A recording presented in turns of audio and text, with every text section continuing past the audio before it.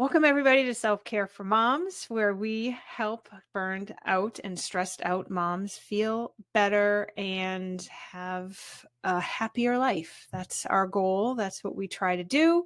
So All y'all right. ought to know that when Carrie and I meet to record the podcast, we talk for an hour and a half podcast about Yes. what the podcast is going to be about, what we're going to talk about. And I'm just hoping now that the recording is on, that our little nuggets of wisdom that we think that will be interesting for you will Yeah. come forward. Yes. I think they will. They'll come forward. All right. So we'll just jump into it. We're going to sort of lift up the curtain a little bit in terms of behind the scenes of what happens in the brain of somebody who is trying to help moms with burnout and being stressed out. So we have talked about this several times. I don't have exact episodes, although our very first episode, self-care is supposed to be selfish, we do touch on a lot of this stuff, but we have talked about it throughout. The whole reason that we started this podcast is because we ourselves have experienced burnout and stress and anxiety and all the things that go along with raising kids, having a family, navigating work, navigating a spouse or partner, an extended family, and just all of those moving parts all the time. And then you're just on this never ending moving train going forward, never being able to catch your breath, never being able to really focus on yourself the way that you want to, the way that you used to. And it's okay for a while. And then there's a certain point where you just feel like you're done. At least that's how I feel sometimes. I'm just done. I want to take a little vacation from the train. I want to get off the train, but you can't get off the train because life is still moving. And so that leaves you to figure out how to be able to take care of yourself in a way that makes you feel fulfilled and happy and gives you all the things that you need so you can have the kind of life that you want to have, but you're doing it while hanging off of a train, dodging all the trees that are coming at you, and then also trying to take care of everybody else that's in the train as well, right? And so at a certain point, you're like, I'm done. I don't want to do it this way anymore. Not that you want to walk away from your family or walk away from your job, although sometimes it's true, but but ultimately, that's not what we're talking about. But how do you take care of yourself in a different way without feeling burned out and stressed out? So when I say I'm lifting up the veil a little bit in terms of how I'm feeling and, what goes on in my brain, I have been feeling that this week. Just wanting to get off of that train. And how do I do everything I want to do, but do it in a different way so I am feeling fulfilled and content and happy and not feeling frazzled and used up and burnt out? How do I do that? And so that's why we wanted to talk about burnout today, burnout, stressed out, all those things today, because I feel like it's something that moms go through and they just keep going through it because they don't know what else to do. You don't know how to do it differently. You don't know how to stop or slow down that train. And so you just keep doing it and doing it and doing it until you reach your complete breaking point, which is the whole reason that we have this podcast, is to interrupt that whole process so you can say, no, I want to do it differently. And I can do it differently. I may not be 100% sure about how to do it differently, but I know that it can be done, and I just have to figure out the way that I can do it differently for myself. So that's why we wanted to talk about this today. Because, quite frankly, this is what we do, and we still feel burnout and stress and anxiety about things. And so I don't want it to seem like we have everything figured out. We don't have everything figured out. We're sort of learning as we go. We do have tools that we have accumulated along the way that make it a little easier for us to pull from. And so we can sort of see what's happening faster. So if this had happened to me 5 years ago, I probably wouldn't have even noticed it. It would have just been life. But now I recognize it as I am getting burned out and I need to stop and I need to do something differently. That's kind of where we're at right now. So when we were talking before we started recording, we were looking up burnout and stress cycles and different terminology that people use to describe what burnout is and how you out of it. And so Angie found all that stuff. What would you say, Angie, is the first sign that somebody is feeling burned out? What would somebody look for in that instance? So what Carrie is referring to is I did a deep dive into burnout a few years ago, and one of the books that came up for it is this book by Emily Nagoski and Amelia Nagoski. They're sisters, not teachers. They might be teachers. I can't remember. But so I just plucked it off my shelf, and the book is called Burnout: The Secret to Unlocking the Stress Cycle. The stress cycle is this. So I mean, just think about this in ancient times. A saber-toothed tiger shows up at the door of the cave and terrorizes you. Your response might be fight. You get out the spears, you chase him away, you flight, you run into the deepest corner of the cave and hide. You flock, which means you gather all your family around you. So you're a bigger, there's more of you that the saber-toothed tiger has to get through in order to have a yummy, scrumptious little human meal. And then freeze is that. That's it. You're sitting there just looking like crud. So, and then the threat, it diminishes in some way, whatever it is. So the saber-toothed tiger gets bored with you for whatever reason and moves on its way, or else your village comes and they scare it off, or they, destroy it, whatever. And then everybody's all happy again until the next stressor. So, but stress is it occurs in your physiology. It's in your body. And if you're going from stressor to stress cycle to stress cycle to stress cycle, you may not be really dealing with the stress. And so burnout happens when that stress has accumulated in your body, and then certain things are going to start happening. So you notice yourself doing the same apparently pointless thing over and over again, or engaging in self-destructive behaviors. So that's the train, people. I can give you an example of, like, I have this tendency to window shop online. Lately, though, I've been pushing the add to cart and pay. That was happening in August. But now in hindsight, and I think a lot of times when you're unaware of what is really causing that stress and the fact that you might not be dealing with it, I like to stress eat. So I tend to eat the worst foods possible, which is, the processed stuff with lots of sugar. And then that also exacerbates the stress because you're not giving yourself the nutrition leg up, so to speak, so that you can better manage the stress. So you notice yourself doing the same things. My story was really about, fake shopping for a long time. Yeah. And just to waste the time when I have a to-do list a mile long of the so you're avoiding. Yeah. So that's the flight. You're avoiding it. What do you do when you start getting into that? Oh my gosh, I'm stuck in repeat. Yeah, well, so I mean, before I kind of notice it, I stress eat too, for sure. I don't actually, I mean, I do eat stuff that's not good for me, but I'll eat even things that are good for me. My family laughs at me because I'm like, I ate so much today. They're like, what'd you eat? I'm like, I just ate a whole thing of grapes. They're like, really? I'm like, yeah, but it was still too much. But I'll also eat the junk stuff too. I think your version of my favorite is what? The trail mix? Frito. Oh, trail mix. I will eat a lot of trail mix, but Fritos, I like. I have to say though, I Fritos like the Frito. are corn and oil. Yeah, but salt. Oh, a ton of course, salt. Yeah, but yeah. So those are kind of my go-tos. Yeah, not the junkiest junk food. No. It's still pretty bad, Mm-hmm. But anyway,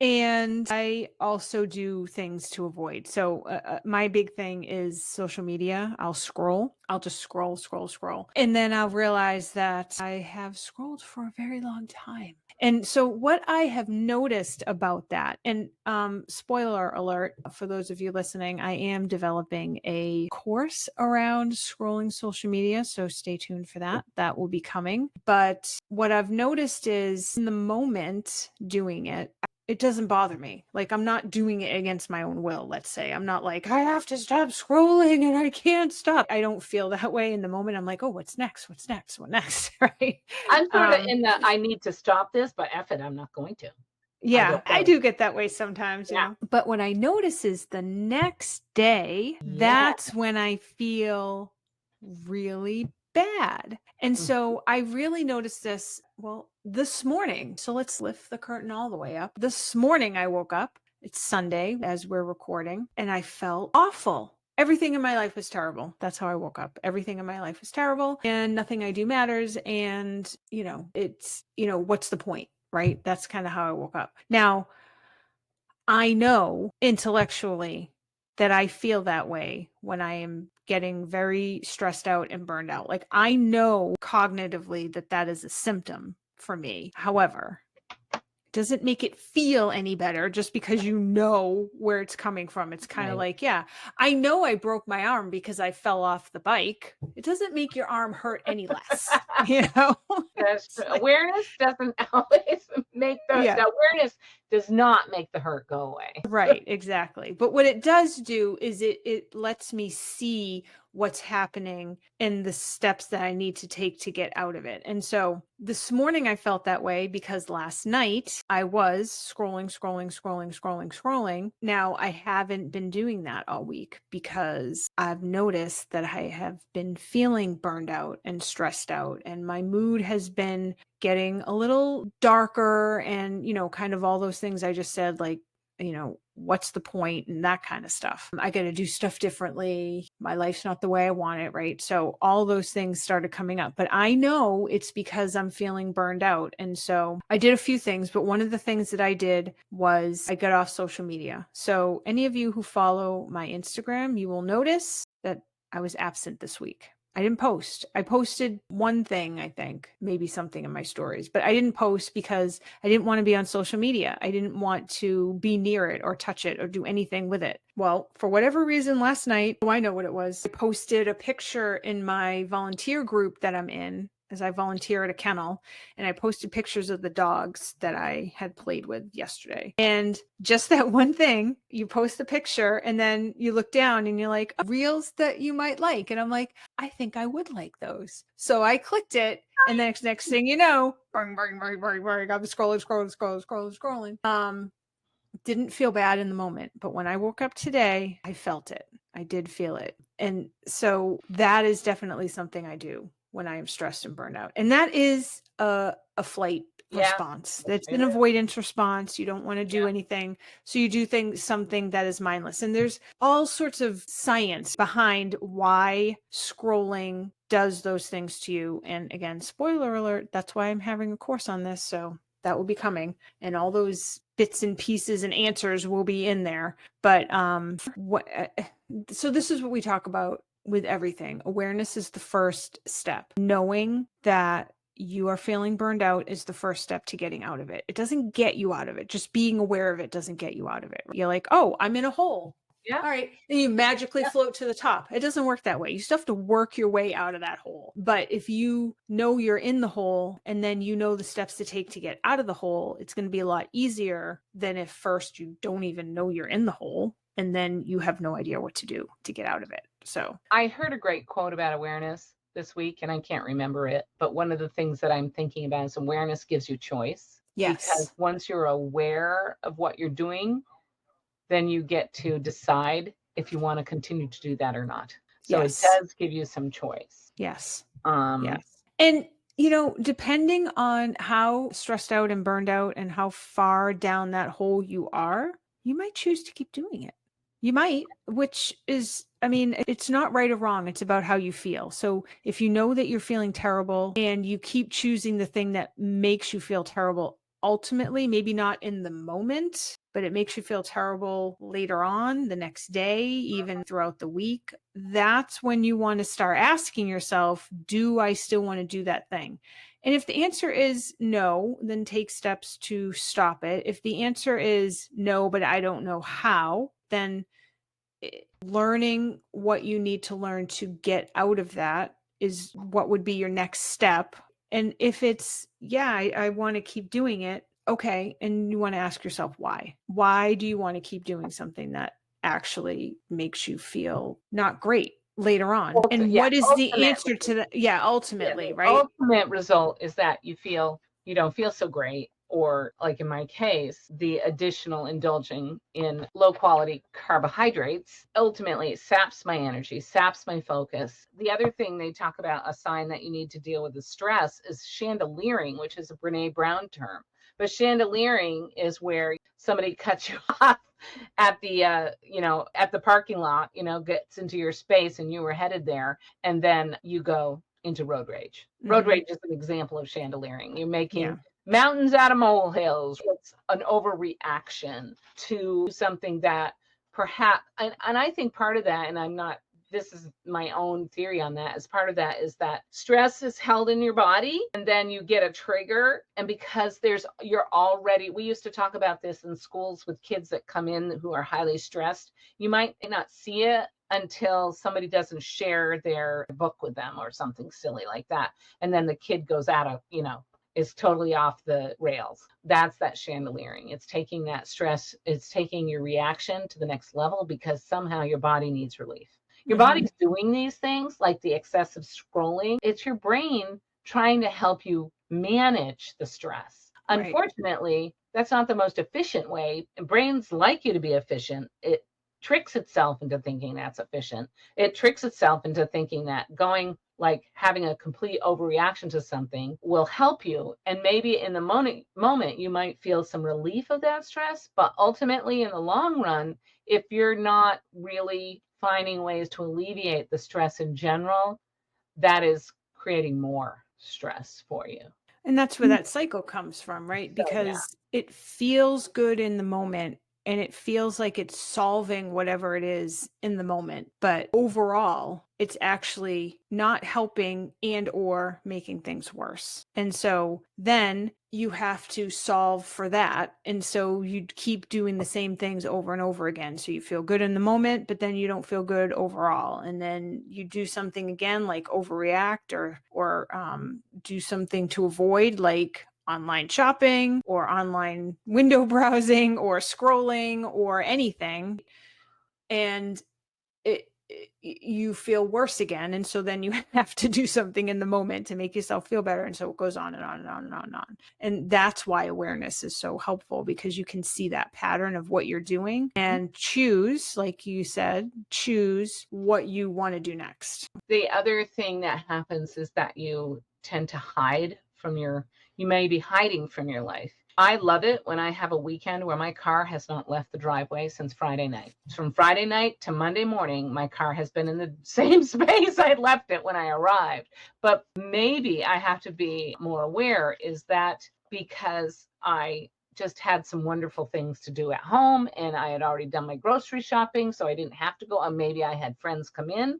That's why it was in the same spot all weekend long. But was I doing that with intention, or was I really just trying to hide and shut life out and say, no more? I need to just stop everything. That is another sign that your stress level is maybe high and may have become unmanageable in some way. Yeah, I think it goes back to that question, why? So if you're choosing to stay at home and be by yourself, if that feels good to you in the moment, that's great. Does it feel good to you later on? When you get up Monday, are you thinking, wow, that was great. I feel recharged and re energized. I had all this time for myself. That was just what I needed. Or are you waking up on Monday and thinking, I could have done so much more. I could have seen this friend. I could have done the grocery shopping or done something more productive, and I didn't. And, now I feel terrible. So that's the test, is not in the moment. because your brain will trick you into thinking that, yep, this is just what you need. How do you feel later on when all of that is done? Are you feeling good about it? Are you not feeling good about it? And that's when you have to ask, well, why did I want to be in the house by myself? And from those answers, you can start figuring out what it is that you're trying to achieve, and is the way that you're trying to achieve it the best way for you to be able to get the result of feeling happy and fulfilled and all that stuff. Mhm. And I think too, when you're hiding, sometimes I use it as a strategy to help alleviate stress because home for me is a very safe place. And I love being in my home by myself. And I know a lot of that many moms that I've talked to have talked about this idea that the time that they're rarely in their home by themselves, and that is one way that they can completely recharge. So you have to look at, if you're in bed all weekend long and just shoveling in the potato chips and ice cream, and you're not taking good care of yourself, and it's not about exquisite self-care, it's about just not wanting to deal with anything. Well, on the one end, that behavior can be completely self-serving and recharging and replenishing. And on the other side can be completely de-energizing, making your resilience less because you've not given yourself proper fuel. Maybe your sleep is starting to get disrupted. You end up sleeping all day, then you don't sleep all night, and you have to go back to work Monday morning, and you've been up half the night. So Mhm. you want to look at the net result of that behavior. And if that result is that you're feeling worse about yourself, worse about your situation, it is a time to consider that and think about, okay, maybe it means I need to deal with my stress in a more healthy way. The fourth sign that they talk about in this book is your body feels out of whack. And Mm. I notice, so I have chronic neck issues from an injury when I was a child, I'm sure, but it's been exacerbated over time, especially now that we have handheld devices and I have my neck bent, right? And Yeah. so it's posture and all that stuff now that I am a woman of advanced age. Um, I don't even know if that's right because when I was pregnant in my late 30s, I was a woman of advanced age, geriatric You're just the right pregnancy, age. just That's the what right age you age. are. So I just like my body can just feel extra achy, and I'm not feeling rested when I wake up in the morning. And I could eat the same things and feel completely different kinds of energy from it. And if Mhm. I'm just tired and dragged down, so Carrie has talked a lot about feeling really tired the last few weeks. I don't know why, but I'm just so tired. Yeah. Mhm. Yep. So a sign Yeah, that that's true. the stress is maybe a factor there. Yeah.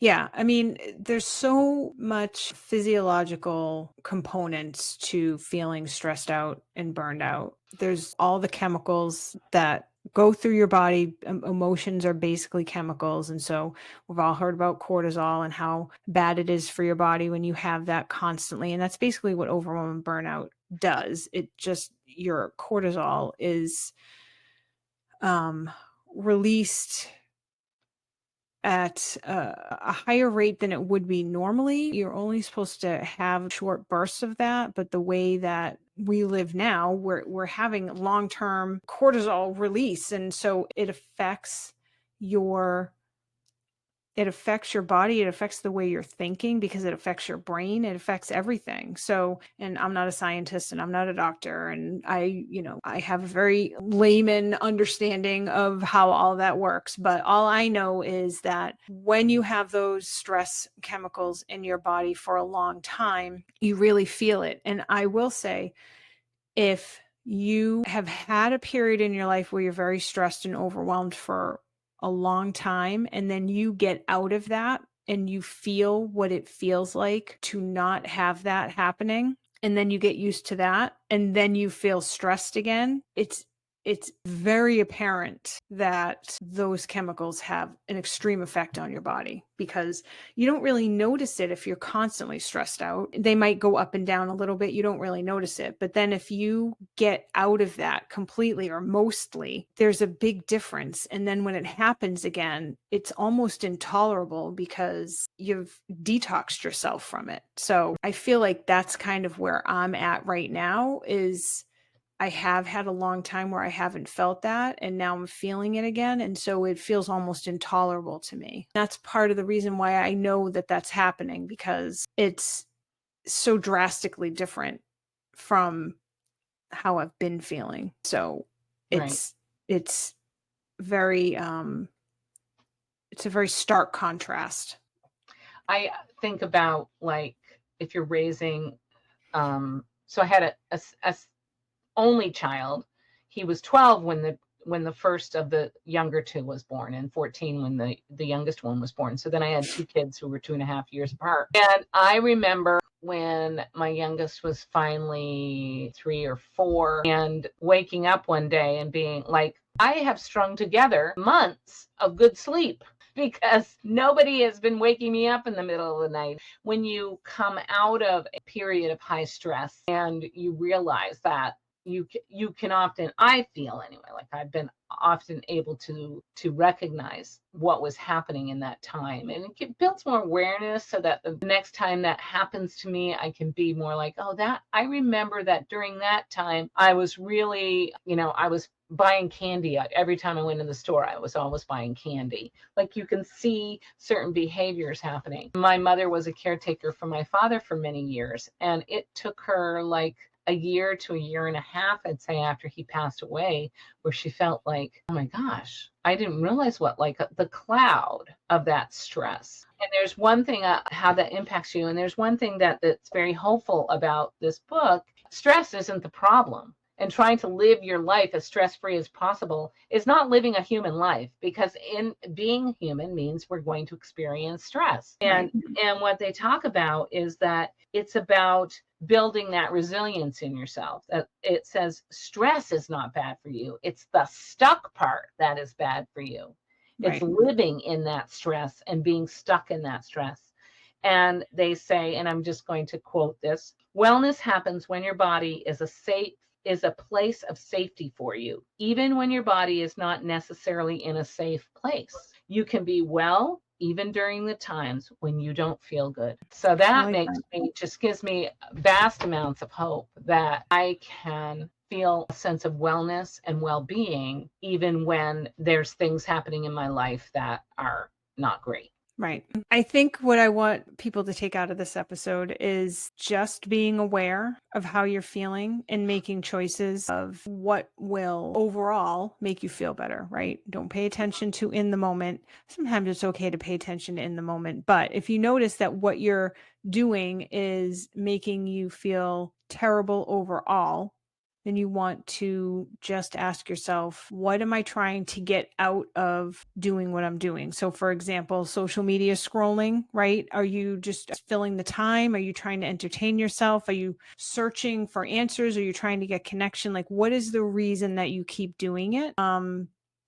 And again, there's science behind why we scroll so much too, but it's just that basic question of why? Why am I doing this? What am I trying to accomplish? And then when you figure that out, you will be able to shift what it is that you do instead of doing the thing that makes you feel terrible overall, right? So if you're searching for connection through social media and you're feeling terrible overall by doing that, then maybe you want to search connection different ways, however that is for you. So that's just an example. So, all right, I think we will leave it there until next week. We hope you have a great week and we will see you again. See you Bye. next time, everybody.